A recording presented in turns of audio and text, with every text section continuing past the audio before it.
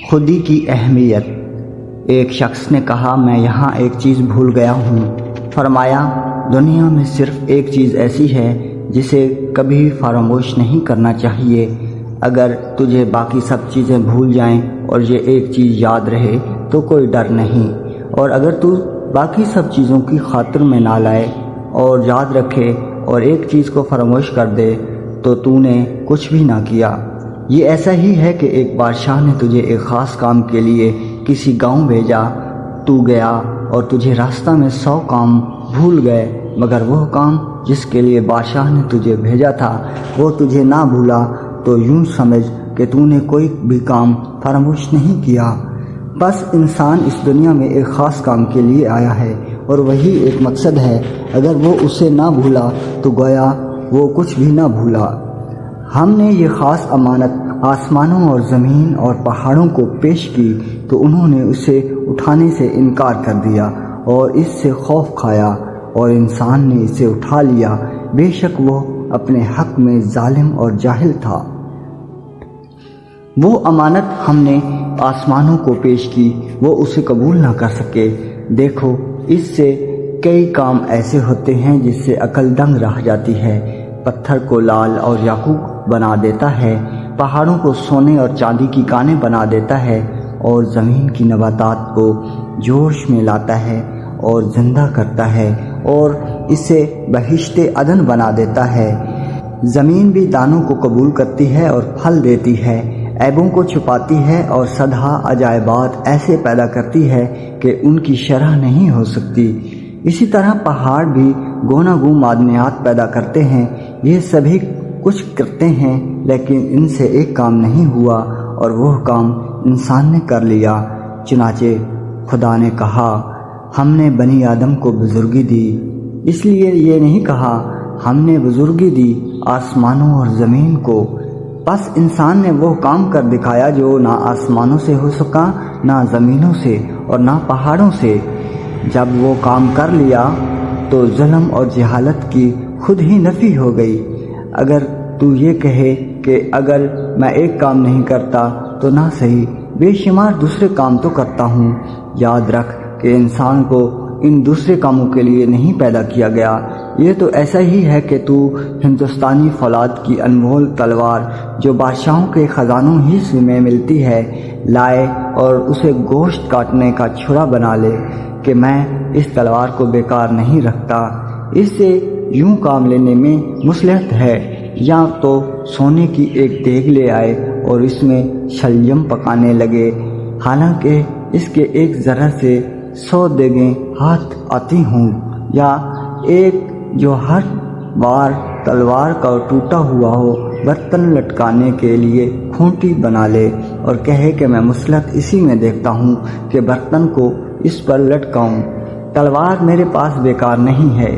کیا یہ افسوس اور ہنسی کا مقام نہیں کہ جب کہ برتن لکڑی کی کھونٹی سے یا ایک پیسے والی لوہے کی میخ سے لٹکایا جا سکتا ہے تو ناحق 100 دینار والی تلوار سے یہ کام لیا جائے؟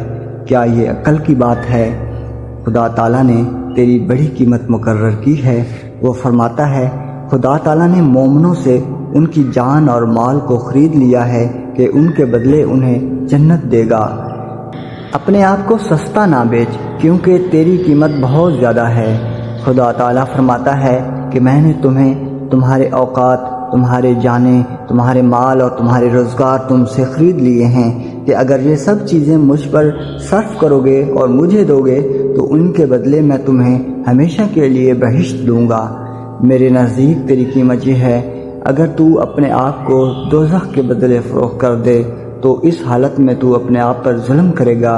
اگر تو ایسا کرے تو یہ اس طرح ہوگا جس نے 100 دینار سے خریدی ہوئی تلوار دیوار میں نصب کر کے اس پر کوئی برتن لٹکا دیا۔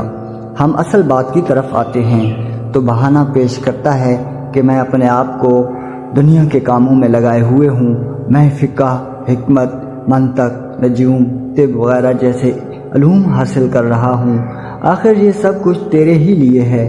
اگر فقہ ہے تو وہ اس لیے کہ کوئی تیرے ہاتھ سے روٹی نہ چھین لے، تیرے کپڑے نہ اتار لے اور تجھے مار نہ ڈالے اور تو سلامت رہے۔ علم و نجوم کی پوچھتا ہے تو افلاک کا حال، زمین پر ان کا اثر، امن اور خوف کی زیادتی یا کمی، ان سب باتوں کا تعلق تیرے حالات سے ہے۔ اور اگر ستارہ کو لو تو صاد اور نحس کا تعلق تیرے تالے سے ہے، یہ بھی تیرے ہی لیے ہے۔ تو غور کرے تو اصل چیز تو خود ہے، اور یہ سب کچھ تیری شاخیں ہیں۔ جب تیری شاخوں کی تفاصیل، عجائبات، احوال اور حیران کر دینے والے علوم کی کوئی حد نہیں، تو سوچ کہ تو اصل ہے یا تیرا کیا حال ہے۔ جب تیری شاخوں کا عروج حبوط، صاد اور نحس ہے تو کہ ان شاخوں کا اصل ہے۔ عالم ارواح میں تیرا عروج حبوط، صاد، نحس، نفع اور نقصان کیا ہوگا کہ فلاں روح کی یہ خصوصیت ہے اور وہ یہ کچھ کر سکتی ہے، اور فلاں کام اس کے لیے مناسب ہے۔ اس نیند اور خورش کے علاوہ تیرے اصل خوراک کچھ اور ہے۔ میں اپنے پروردگار کے حضور میں رہتا ہوں، وہی مجھ کو کھلاتا اور پلاتا ہے۔ اس دنیا میں تو اس خوراک کو بھول گیا ہے اور یہ خوراک کھا رہا ہے۔ دن رات تو تن پروری میں مصروف ہے۔ آخر یہ جسم تیرا گھوڑا ہے اور یہ دنیا اس کا استبل ہے۔ گھوڑے کی خوراک سوار کی خوراک نہیں ہوتی، اسے تو اپنے سے بہتر خوب خارش کی نعمتیں مہیا کر رہا ہے، لیکن اس وجہ سے کہ حیوانیت اور دہمیت تجھ پر غالب ہے، تو گھوڑے کا سوار ہوتے ہوئے سب گھوڑوں سے بھی پیچھے رہ گیا ہے، اور عالم بقا کے بادشاہوں اور امیروں کی صف میں تیری جگہ نہیں ہے۔ تیرے دل وہیں ہے، جسم تجھ پر غالب ہے، اس لیے تو جسم ہی کا حکم مانتا ہے اور اسی کا تو قیدی بن گیا ہے۔ یہ ایسے ہی ہے جیسے مجنوں نے لیلا کے شہر جانے کا ارادہ کیا۔ جب تک مجنوں کو ہوش رہا وہ اونٹ کو اس طرف دوڑاتا رہا، جب وہ لیلا کے خیال میں مستغرق ہو گیا تو اپنے آپ کو اور اونٹ کو بھول گیا۔ گاؤں میں اس اونٹ کا بچہ تھا، اونٹ کو موقع ملا تو اس نے گاؤں کا رخ کر لیا اور وہاں لوٹ آیا۔ جب مجنوں کو ہوش آیا تو اسے معلوم ہوا کہ اس کی مسافت صرف 2 دن کی تھی، مگر سفر میں اسے 3 مہینے لگ چکے ہیں۔ مجنوں چلایا کہ یہ اونٹ میرے لیے مصیبت ہے۔ اونٹ پر سے کود کر اتر آیا اور پیدل روانہ ہوا۔ میری اونٹنی تو میرے پیچھے پیچھے چل رہی ہے اور میرے آگے آگے محبت کا قافلہ رواں ہے، اس لیے میری اونٹنی 2 مختلف راستوں پر گامزن ہیں۔ فرمایا سید برہان الدین محقق قدس سرا نے ارشاد کیا کہ کسی نے ان سے کہا، فلاں آدمی سے میں نے آپ کی تعریف سنی ہے۔ بولے دیکھوں تو وہ شخص کون ہے؟ کیا اس کا مرتبہ یہ ہے کہ وہ مجھے پہچان لے اور میری تعریف کرے؟ اگر اس نے میری باتوں سے مجھے پہچانا ہے تو مجھے نہیں پہچان سکا، کیونکہ یہ نہ باتیں رہیں گی، نہ حرف، نہ آواز اور نہ لب و دہن رہیں گے۔ یہ سب چیزیں قائم الذات نہیں بلکہ عرض ہیں، ان کی اصل کچھ نہیں۔ اور اگر اس نے میرے فعل سے مجھے پہچانا ہے تو بھی ایسا ہی ہے۔ اگر اس نے میری ذات پہچانی ہے تو میں سمجھتا ہوں کہ وہ میری تعریف کر سکتا ہے، اور وہ تعریف میری ہی ہے۔ حکایت کہتے ہیں کہ ایک بادشاہ نے اپنا بیٹا ایک اہل ہنر جماعت کے سپرد کر رکھا تھا کہ وہ اہل ہنر اسے علم نجوم اور رمل وغیرہ سکھائیں۔ انہوں نے اسے لکھا پڑھا کر مسلم الثبوت استاد بنا دیا۔ بے وقوفی اور احمق پن اس میں باکمال موجود تھا۔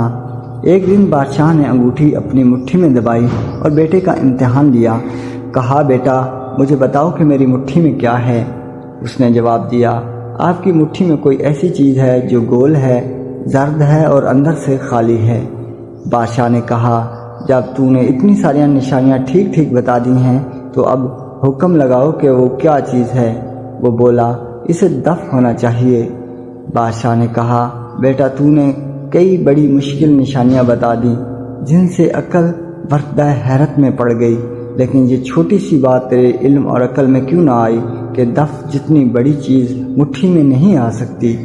اسی طرح ہمارے زمانے کے علماء کئی علوم میں موشگافیاں کرتے ہیں جن سے چیزوں کا تعلق ان سے نہیں، انہیں خوب سمجھتے ہیں اور ان پر بہت حاوی ہیں، اور جو چیز سب سے بڑی اور سب سے قریب تر ہے وہ ان کی اپنی خودی ہے۔ ان میں سے کوئی بھی اپنی خودی کو نہیں جانتا۔